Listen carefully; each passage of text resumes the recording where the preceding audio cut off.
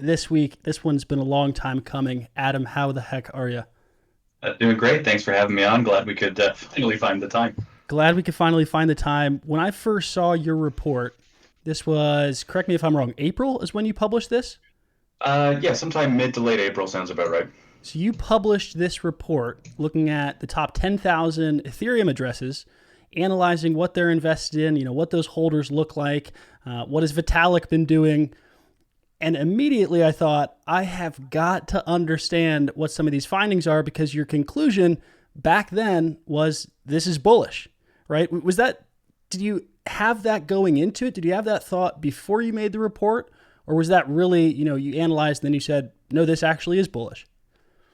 So, I mean, I've been in the crypto space for a very long time, and I've always been bullish on Ethereum since it came along. And maybe a month or two before this, I had put out a post that was kind of the economic impact that Ethereum 2.0 is going to have and how Ethereum is currently drastically undervalued. And somebody raised the question to me when we were talking about staking of how much Ethereum is actually out there that can be staked that's not in cold wallets, that's not, assigned to a centralized exchange, all sorts of things like that, or is just lost forever. Yeah. And I didn't have the answer, and I hated that question mark being out there. And so that kind of led me on this trail of I need to figure out these question marks so I can more accurately calculate how Ethereum 2.0 is going to perform in that. So I was bullish going into it, but I think the signals that were here let me know that this isn't just something that long-term trend Ethereum is going up. We are kind of barreling towards this catalyst event where we can expect some short-term serious market action. And we've already seen some, right? When the report came out, it was 200. Now prices, I think, right around 400. I just hit record, so I can't see my chart anymore. I think we're at 390. And ETH has been outperforming Bitcoin really the entire year. It started off as a small 10, 15%.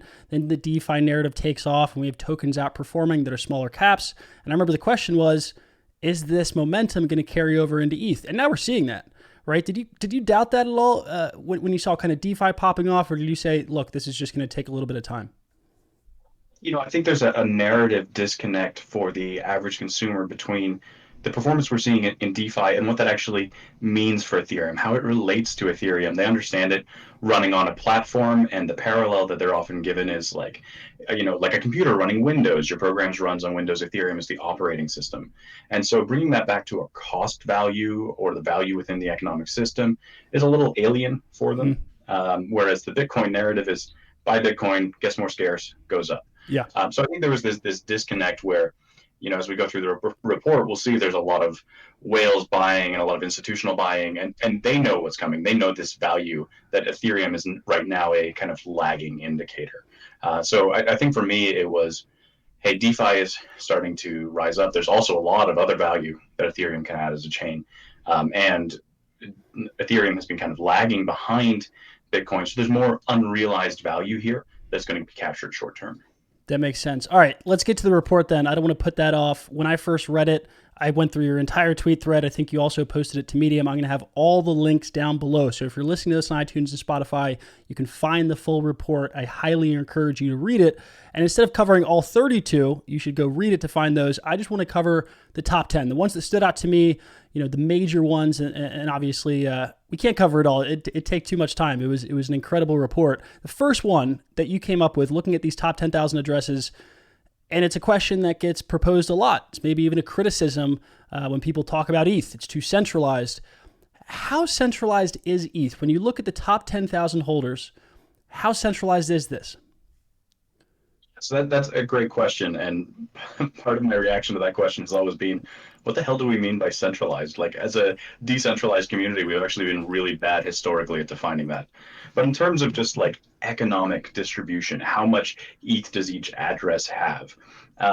We have skewed reports out there. And most of that is because automated reports can only look at the raw number of wallets and not what those wallets mean. And that's why I took on this insane task of categorizing these wallets manually. Ethereum has two buckets that really make opaque where that money is. And those are centralized exchanges, just like other chains have, where users deposit in and it sits in either a hot wallet or a cold wallet owned by that exchange. And then we have smart contracts, right? Where, I think probably about half of the Ethereum and tokens that I have right now are deposited into smart contracts. And so if you look that up on chain, you don't actually see it being associated with me. You see it being associated with this one mega wallet.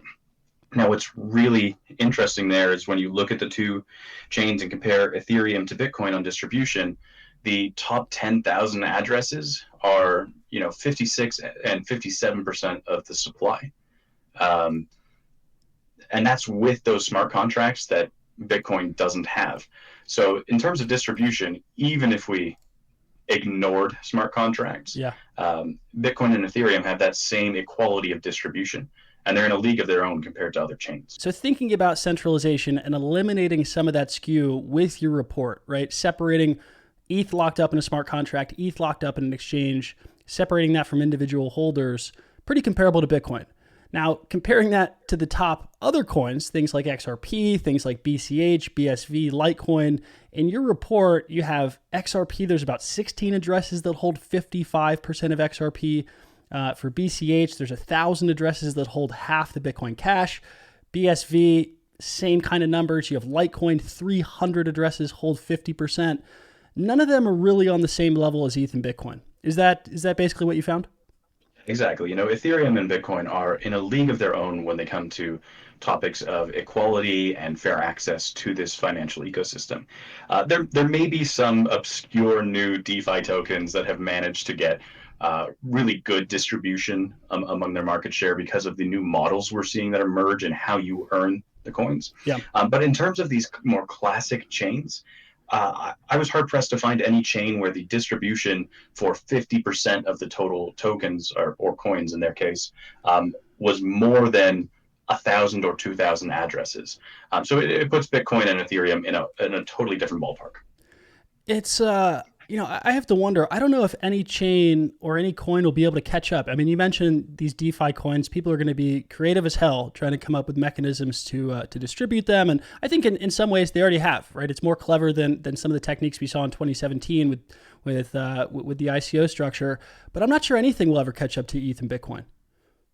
Yeah, I think there's this significant challenge when we look at distribution in the fact that these markets are already intrinsically valuable. When you make a financial interest in a product and when you make it liquid enough to exchange, big money is always going to find a way to collect more of it. Yeah. Bitcoin had the advantage of it was out for years of mining without anybody taking it seriously at first. That's why you were able to spend 10,000 Bitcoin on a pizza.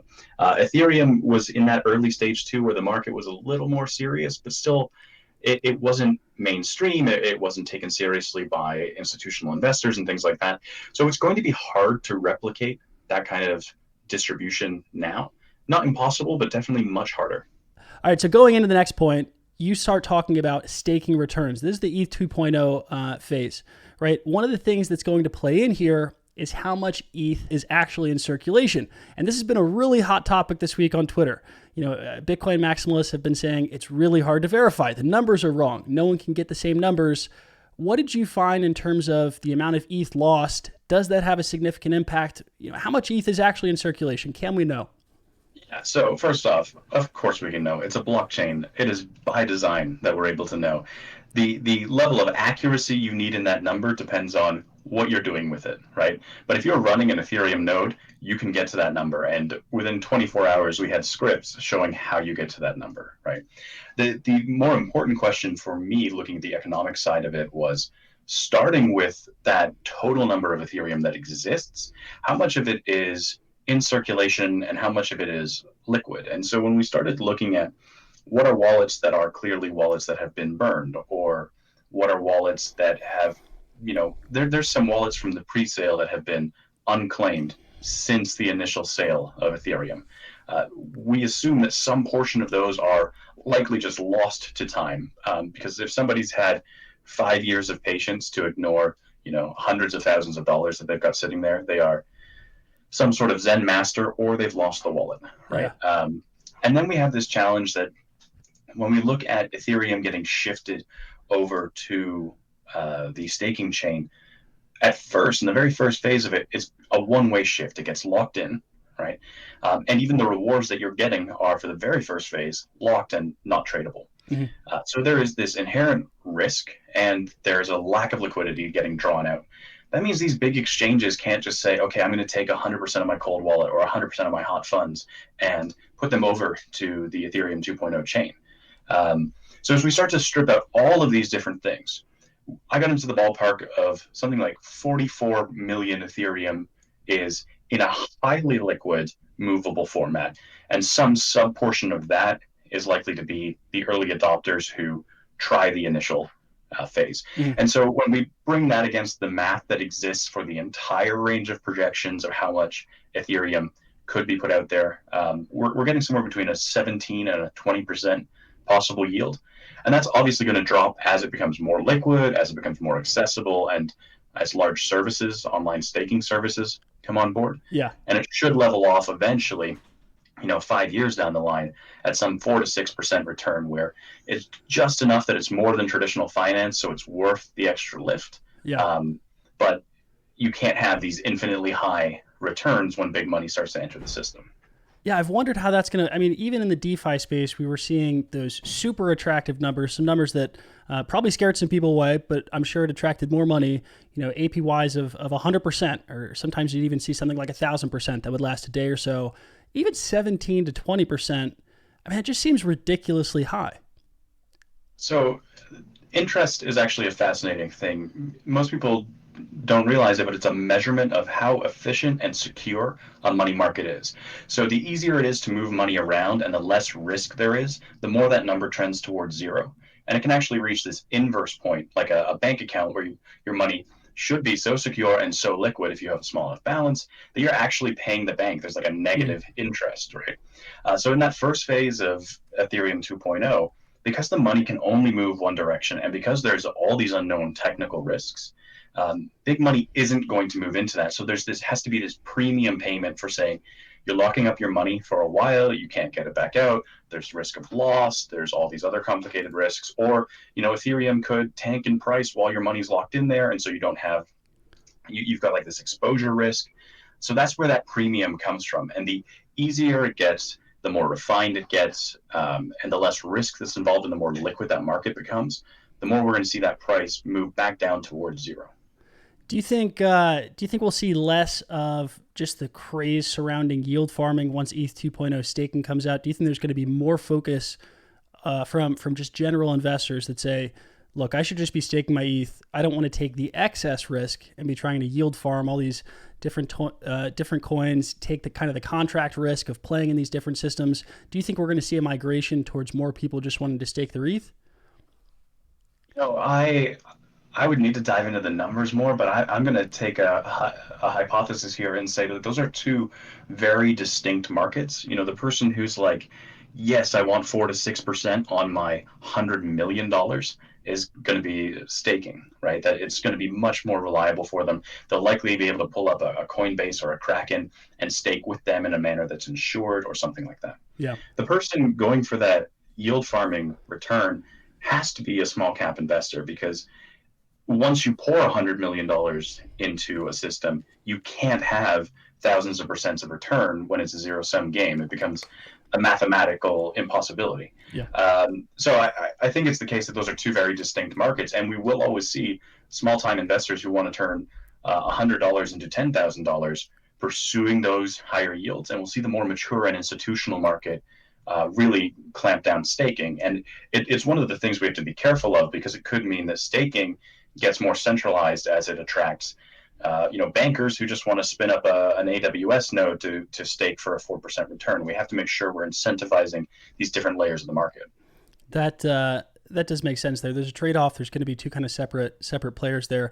One piece of that is the whales that you just mentioned, the people that will be looking, $100 million, putting that down for the 4% yield. There's been an influx of new whales. That was one of your findings. And it looks like existing whales have increased their position by more than 4% in the past 6 months. And these new accounts were incredibly active in the down markets. They were accumulating as ETH was underperforming. Obviously, now they're reaping the rewards. How does that compare to, Bitcoin or other coins? I know you didn't do those reports, but do you think this is a phenomenon just with ETH, or it happened more so with ETH than other coins? In a few pocketed cases, I've looked for new addresses, and including Bitcoin, and some of the other chains have specific tools to track new whales in the ecosystem. So this number was a little easier to pull together for different chains. Last year in 2019, the 2019 year, Bitcoin added something like $500 million worth of whales increasing their Bitcoin position, who were already on the whale list. Ethereum, in turn, did 600 million of that in the 6 months leading up to the report, right? So half the time frame still eclipsed Bitcoin, and that doesn't account for even the new whales entering that ecosystem. This was one of the most bullish things, but it's also like the most consistent trading pattern that you can look for in top addresses is, are new whales entering the market and are whales increasing their position? These individuals are usually institutional investors or highly savvy finance traders who do this for a living. They look at the DeFi space taking off. They look at the number of projects running on Ethereum and the transactions being paid to Ethereum, and they see that there is a significant delta between actual realized value and the value that is being created. So they're buying, and they're buying in very small limit orders to accumulate a position over time because they don't want to tip off the market and have it skyrocket before they enter into their position. So these savvy investors have been doing this throughout the entire bear market. Even, when we hit double digits at one point in the past year, they were still buying, right? And that's the important vector of they know what's coming. And it's this retail market who's a little less experienced in these financial concepts where you're seeing big market buys and sells that don't correlate with the long-term potential that we have. So this was extremely bullish. And when I looked at other chains, it was pretty much a ghost town. There was some pockets. Every chain absolutely had a few new whales and some whales that drastically increased their positions. Every chain's got some. But once again, nothing on the order of magnitude that Bitcoin and Ethereum see. And Ethereum actually came out the winner in this case. Yeah, so I'm going to highlight the actual statistic from your report. You were looking at those new addresses, the new influx of whales, often buying between $100K to $250,000 worth of Ethereum, and they represent around 6% of those top 10,000 addresses. So repeating, kind of just to give this some context, in the past 6 months, as you said, whales bought more Ethereum than all new Bitcoin flow in the entire last year. That's something that if you put $10,000, gun to my head, Luke, were there more inflows into ETH, just from the whales, or were there more inflows into Bitcoin? I think anyone would guess Bitcoin. With it being a retail-facing market, with it being the name that the average individual who is oblivious to cryptocurrency still recognizes, you would think hands down Bitcoin will win on this stat. But the large institutional investors who pay close attention were pouring their money into Ethereum.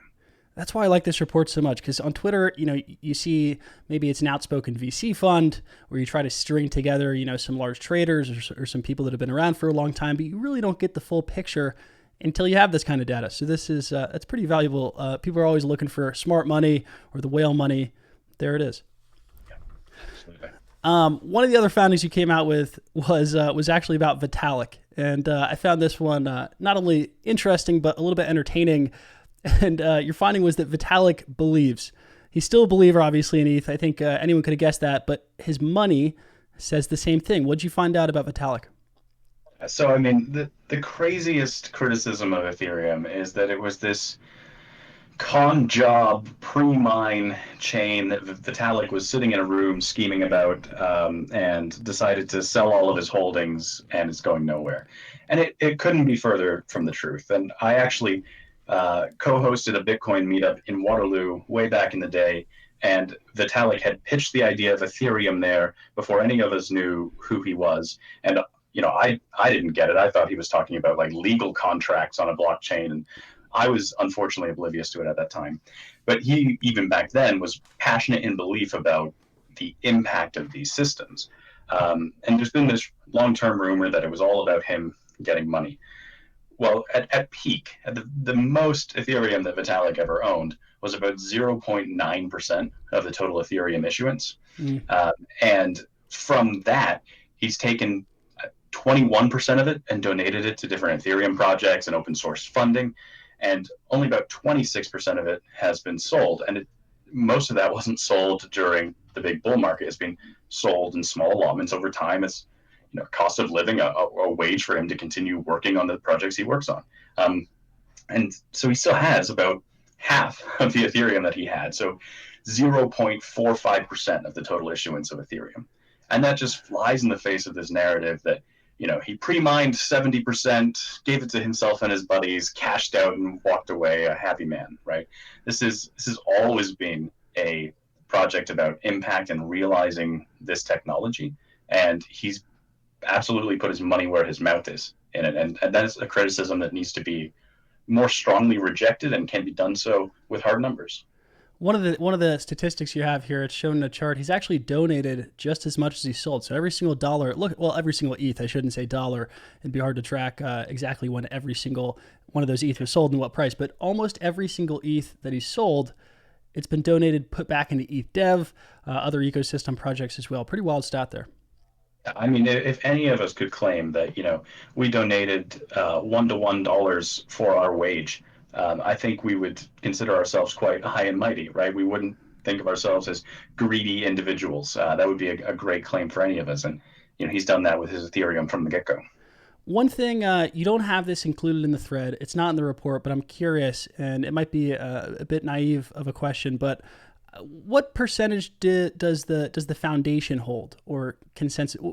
When people throw around, I'm going to play devil's advocate. When people throw around the numbers and say it was all a pre-mine, what about the other founders? Do they hold kind of a similar percentage as Vitalik, or did anyone else have a larger percentage at the beginning? I don't think anybody had a larger percentage at the beginning. There was definitely some put aside for the foundation, but the foundation has been incredibly transparent in how that money has been used. And it's been used for all the different grants, including the development of the clients and the larger ecosystem. There were definitely other founders who made out well with their portions and haven't been as active in donating it or things like that. But Vitalik held the most by far. And when we look at it in the grand scheme of things of just how much Ethereum there is today, it is such a minority position, right? There's been significantly more mining and purchasing going on that no one's ever eclipsed this 1% mark being owned by some individual who was in earlier, right? There's not this lavish conspiracy of people sitting in expensive mansions paid for by Ethereum early on. Oh man, it's I'm sure people are gonna lose their minds about that, but the cold hard numbers can break a narrative. So I like to get the facts out there. Another interesting finding. Another thing you found, I would not have guessed this. Looking at the Genesis addresses in the top 250 individual accounts, you broke down what tokens they're holding. And with so many tokens out there, I mean, there's 10 DeFi coins, and I'm erring on the side of caution. Probably 100 DeFi coins hit in the market every single day. 2017, you have thousands of coins. On CoinMarketCap, I'm sure I could pull up 10,000 coins, right? I'm not sure if they're all ERC20, but a lot of them do live on Ethereum. When you analyze the top 250 individual accounts, you don't see that many tokens. There's like a select list of, I'm going to ballpark here, like 15 or 20 of them. Yeah, I mean, and to caveat this, I'm currently working on 10K report part 2, which is we've taken the full 10K addresses and crawled through all the data to identify, I think, 500 different tokens that appear. Okay. Some of them that are spammy airdrops, but now we're looking at the long tail of all tokens, top 10,000 wallets. So that's coming soon. When we look at this top 250, they are very selective. Yeah. And they are very much early projects that are ideological, that are building a new technology. But a lot of these individuals are Ethereum purists. And it's fair because when we look back at the 2017 market, there were a lot of things that weren't proposing to build anything new. They were proposals to make money. And the people who got into Ethereum the earliest were believers in the tech. It was tech evangelists, people who believed in the need for this decentralization technology. And that's why they purchased Ethereum. That's why they took part in other projects like 0x or Aragon or all of these different tokens that you do see in this top list, right? And they became wealthy in many cases off of being in Ethereum early, but they are purists in the technology and the goal to build something real here. And I think that's heavily represented in that top 250 wallets. There's definitely some exceptions, and I'm sure with the part 2 of the report, and the updated numbers now that we see yield farming and DeFi projects taking off, we're going to see some other tokens breaching into that. In this report, we did see a number of token sets being purchased. But for the most part, these were classic projects that were really focused on building new technology. And I think that's why we're seeing it that way. Yeah, the most surprising part about this was oftentimes altcoiners, or if you're involved with Ethereum, are kind of categorized as, buying 100 different coins and, literally throwing money at everything and throwing money at scams. These seem to be, very, as you said, aligned with Ethereum's early goals. It's a very selective group. I mean, it'd be what I would expect to see hundreds of different coins, right? That's just not what's happening. I think the same can be said for investors in any market, right? There's those who are investing ideologically. There's those who are very experienced and rigorous investors that are selecting careful projects. And then there's the long tail retail that's, there's people out there right now who are setting up bots and are just like, any coin that's new and lists on Uniswap today, I'm going to buy $100 worth of it and just see where it goes, right? And they're two very different camps. But when we look at the projects that actually had technology to build, product market fit potential, and the teams to pull it off, there aren't thousands of those. There are maybe dozens at best, right? And so those people who are savvy investors who are going to either have the money to be on that top 10K list or move their way up it are likely going to be much more selective in where they're putting their money in terms of other assets as well. Sure. For the people watching, I'm going to flash that list on the screen. If you're listening, this is one of those moments you're just going to have to read the report. It's in the description. Go check it out. I'm not going to read them all off to you, but I highly recommend you do go take a look because it's insightful in terms of what they're picking. I think it'll at least give some hints as to projects they're aligned with and what people are making long-term bets on. All right, Adam, another group that's really important to Ethereum are the miners. And you had some interesting findings there. The biggest one is that miners have been hoarding. And this was, before your report in April. So they knew what was coming, apparently. What did you find there with miners hoarding? What was their activity and kind of how was it different? Yeah, so there's a few reasons that miners could be hoarding, and the first obvious one is like mining has this recurring cost, right? You pay for electricity, you pay for wear and tear on the mining rigs, and I don't know if you've ever done mining, but I used to have a little mining operation. Those suckers burn out constantly. I did too. A very small one. Yeah. There you go. And then the cost of cooling, there's so much sunk cost. If you're a large enough operation, and Ethereum has dropped down in price, you could maybe eat that cost for weeks or months and wait for the market to return, wait for Ethereum to double or triple, and then sell off the Ethereum so that you're getting a better unit margin. Most mining operations nowadays are large-scale commercial ventures that have that opportunity. They have lines of credits and things that they can pull against. So one time when we see them hoarding is whenever our market dips down, they're waiting for that market recovery so that they can cover their cost per unit. When they were starting to do it at this scale was as we start to see the announcements really pick up about Ethereum 2.0 and the test nets around it, because they know what's coming. They know that the end of mining and their commercial scale businesses that they've invested tens of millions of dollars into is coming to an end. And they need to have a significant enough holding to switch over to staking and still be able to create that revenue stream at the same level. So we've actually seen something like a 2 or 3-fold increase in the amount that the miners are hoarding versus selling off actively on the market. And so that's much bigger than we've seen in any other dip. And it's as we get closer to Ethereum 2.0 rolling out, that has been steadily increasing. Yeah, you actually have a chart kind of looking at the rate at which they're hoarding. And the first thing that stands out to me, miners have a ton of skin in the game. That's on the Bitcoin side of things. That's on the ETH side of things. There's a lot of risk coming up with ETH 2.0, even if you're bullish on it, even if you're excited about it. There's a lot of risk there, especially for people with this much skin in the game. But their decision to not just sell and cover their costs and, kind of reduce exposure, maybe get rid of some of their equipment as we're going to transition to more staking, but instead they're actually hoarding. They're keeping the same amount of skin in the game, trying to actually plan for how do they continue to have that much skin in the game.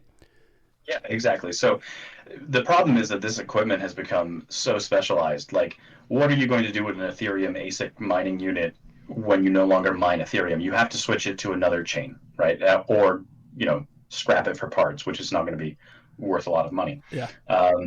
these mining operations are companies with hundreds of employees in some cases that have been built up over the years, and they need to transition to something else.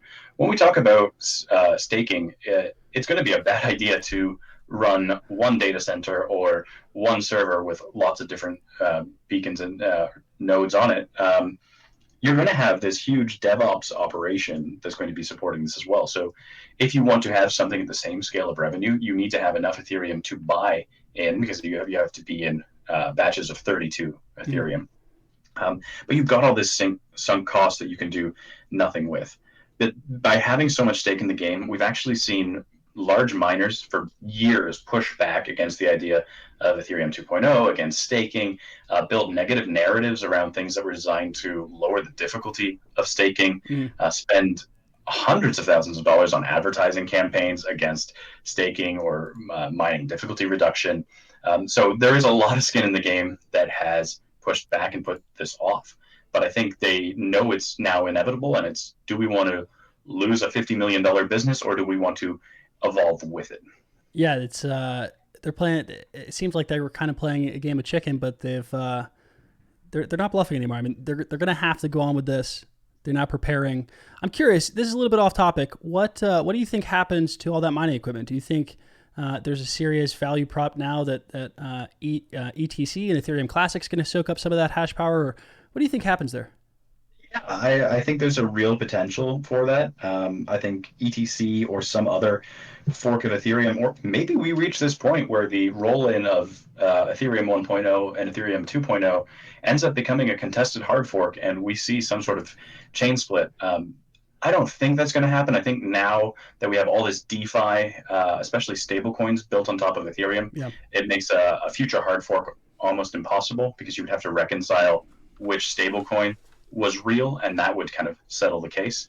But I think something like ETC could see a lot of large miners, especially the operations over in China, suddenly back them, and we'll see the hash power go up there, because they have nothing else to do with those machines. Yeah. And so those who aren't making the bet and the smart play right now to switch over their operations to ETH 2.0 are probably going to navigate somewhere else, and that seems like the most likely one. So I wouldn't be surprised if we start to see a lot of narrative around ETC over the coming months. And I've actually made sure to buy just a little bit, just in case that narrative takes place, because I do think there's a chance. As a nice little hedge. Yeah, that's always absolutely a sneaky narrative. I remember, ETH 2.0 gets brought up so much, the timeline's always changing. It's hard to do things on the fly, and something like Ethereum, it's even tougher. But I remember ETC pops, I don't know, what was that, 4 months ago? I'd have to pull up a chart to see, but we'll see kind of if that pop happens again as we get closer to 2.0. All right, the next group down the line, with miners hoarding, with whales accumulating, start looking at exchange deposits. That was one of your findings. Exchange deposits actually went up, I think almost 5-fold. Usually that would lead to kind of increased selling pressure. That's not what we saw. What did you find there? Exchange deposits going up can be a signal for so many things. And since I've released this report, I've continued to try and dig into this. And I think there's a multitude of factors. The first one is, as new people enter the space, as new first-time buyers come in, chances are they're not using a DEX. They're not hosting things in a hardware wallet or anything like that. They're going to Coinbase. They're going to Kraken. They're going to all of these even sometimes the sketchier buy it now on credit card kind of Bitcoin purchasing places. And those operations are taking the arbitrage opportunity, buying off DEXs, buying off smaller exchanges, buying off individuals, and depositing it into the wallets specifically for those new time holders. So that's one part of it. The other is we've seen an amazing transformation since 2017, where so many exchange services are offering leverage. So now if I deposit my cold wallet holdings into an exchange, I can now buy and sell with 100x exposure on margin to what I have held. Yeah. That's an opportunity that fundamentally changes the way that markets are traded, but brings a lot of this cold wallet money from these wealthy individuals out into exchanges. And so I think as we saw the market start to move, there was tremendous opportunity to be making calls and puts on all of this margin trading opportunity that was going on. Wealthy individuals wanted to capitalize on that, as well as defend their positions. If you're in the red on margin trading for $1 million worth of Bitcoin, are you going to move Bitcoin out of a cold storage to cover your leverage position so Of you course you can are. keep going and hopefully recover?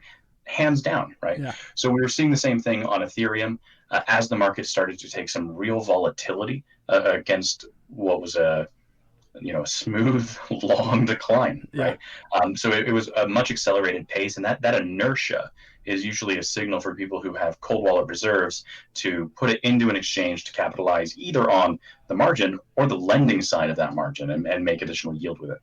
Yeah, it's so many wild facts. I mean, miners hoarding when instead of kind of de-risking, right, to sell and cover their operating costs, you have whales accumulating. Now you have these exchange deposits flying in, and whales are just chewing up the orders. I mean, it's kind of a perfect storm of these three groups all showing their conviction.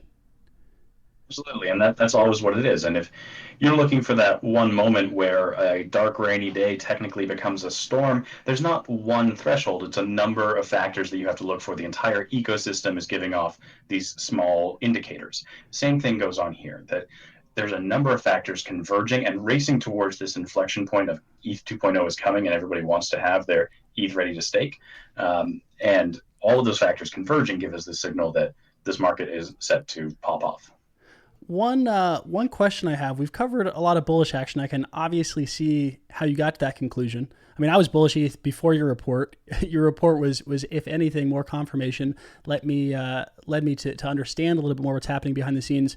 But I have to ask: is there anything you found during your report that you didn't expect to find, or that you would actually say, that's a little bit concerning? I actually kind of view that as a bearish variable.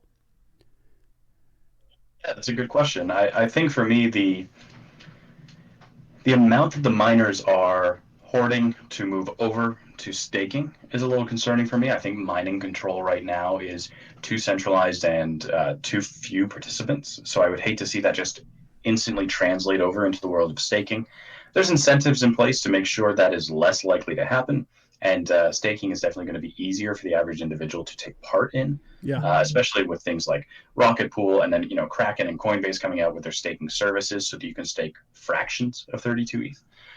But it is a point of concern. And then just the amount of market manipulation that you see looking at Yeah. large wallets, and the amount of exchanges voting with user funds. So one of the most important conversations we're having right now in the DeFi space and in crypto in general is, how do we find fair governance? How do we find fair representation? And we don't want it to be just purchasable influence. So we look at different ways in which we can represent influence.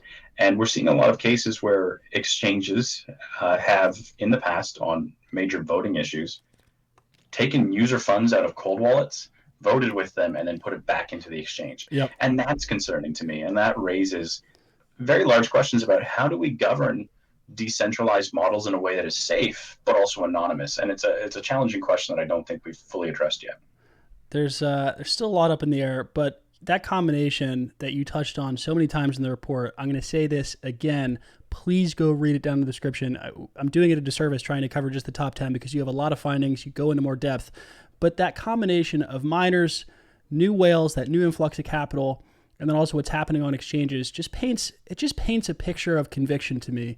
And I have to know, as you dive into what you want to research next, right? You're doing another report.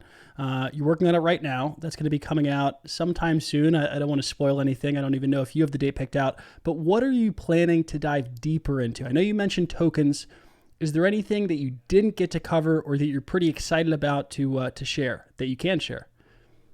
So, I mean, looking at tokens, there's a lot I want to dive into. But looking even further down the line, I think there's a lot of interesting use spaces and use cases that are emerging in the Ethereum market that we hadn't thought of before. One of the ones I'm most excited about that I was hugely against to begin with is actually NFTs, non-fungible tokens. Yeah. I've been recently sold on the idea of these playing a part in, the $50 billion secondary gaming market. Where World of Warcraft gold is being sold on sketchy sites and no ownership, and yet that industry of resellers for video games is a $50 billion a It's year insane. market. It's so big. Yeah, there's also markets like that for domain names and all these other things, and so I think that's interesting, and something I want to tackle more research on at some point. and then getting into the governance space. Because I think the big question we will be asking ourselves 2 to 3 years from now in blockchain is, how do we solve for at-scale governance? Because we're seeing the emergence of DAOs that are trying to solve a lot of problems. We're seeing project teams restrict access to their funds by having the users of that ecosystem vote on how the funds get allocated. We're seeing all of these challenges, and there's more and more money being put behind that. We see DeFi projects that are now worth $1 billion that have governance tokens. So that's a lot of money that we're voting with, and we need to make sure we do it in ways that aren't subject to negative influence. Like, we see miners pushing back against this staking idea, even though it's what's best for the entire ecosystem. Yeah. We have this kind of tyranny of the majority where people are looking out for themselves. And that's a really tough challenge for us to solve that requires a lot of sort of political and behavioral economics examinations, but also aligning the right financial incentives to get user behavior there in a way that's rewarding and engaging. Exactly. Aligning the incentives in a way that even if everyone is acting for themselves, as a whole, it leads to a good kind of outcome. Yeah, absolutely. That's the holy grail. Yeah. Well, for people that do want to track your next report, well, first, actually, I'll say this. If you are a trader, you're an investor, you do want to understand what this new influx of whales looks like, the miners, tons of charts, the top 10,000 addresses.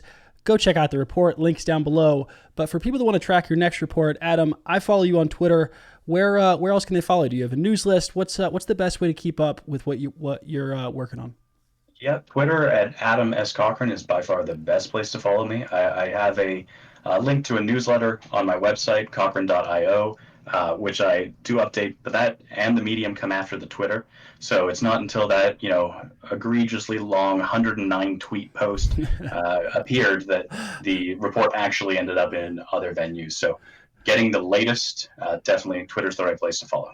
Sounds good. I imagine there's going to be quite a few people that, well, I know just from experience, I've been incredibly bullish on ETH for the past couple of months, and I know that there's an army of other people that have been trading ETH, they've been long ETH, and they probably want to know what's going to happen, and I can confidently say that you're probably the best source of information for those people that want to learn a little bit more about what's happening on ETH. Something behind the charts, not just the charts, what's actually happening with those top holders. So Adam, I appreciate you coming on, doing this exclusive. I am grateful for the opportunity to break this down with you.